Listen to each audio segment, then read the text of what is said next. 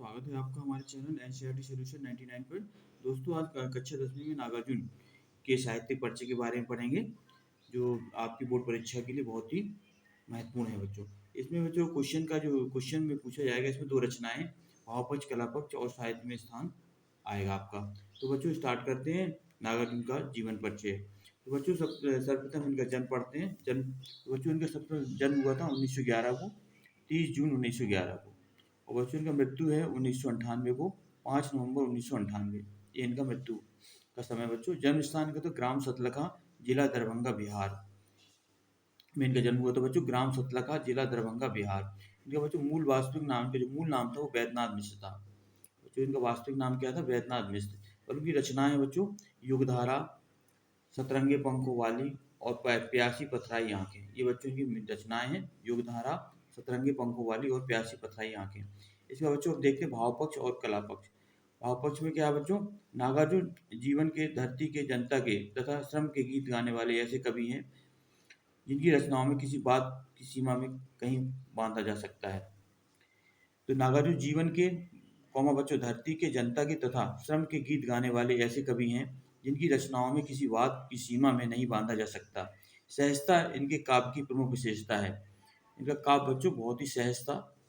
इनकी भाषा शैली सरल है, स्पष्ट है तथा मार्मिक प्रभाव डालने वाली है बच्चों। इनकी भाषा शैली कैसी बच्चों? सरल, स्पष्ट और मार्मिक प्रभाव डालने वाली है।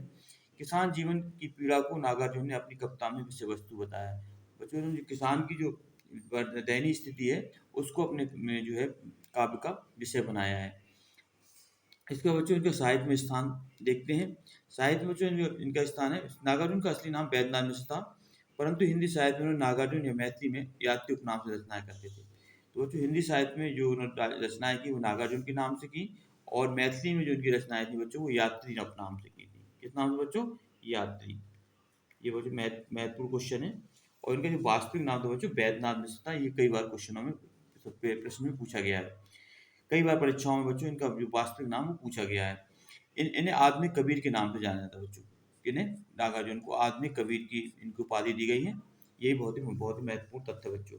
इसके बाद बच्चों इनकी कुछ विशेष जो महत्वपूर्ण पॉइंट लिखे गए हैं वो भी आपको नोट करने हैं बच्चों। पहला पॉइंट है बच्चों, नागार्जुन मैथिली में यात्री नाम से कविता लिखते थे। किस नाम से बच्चों? यात्री नाम से कविता लिखते थे मैथिली में।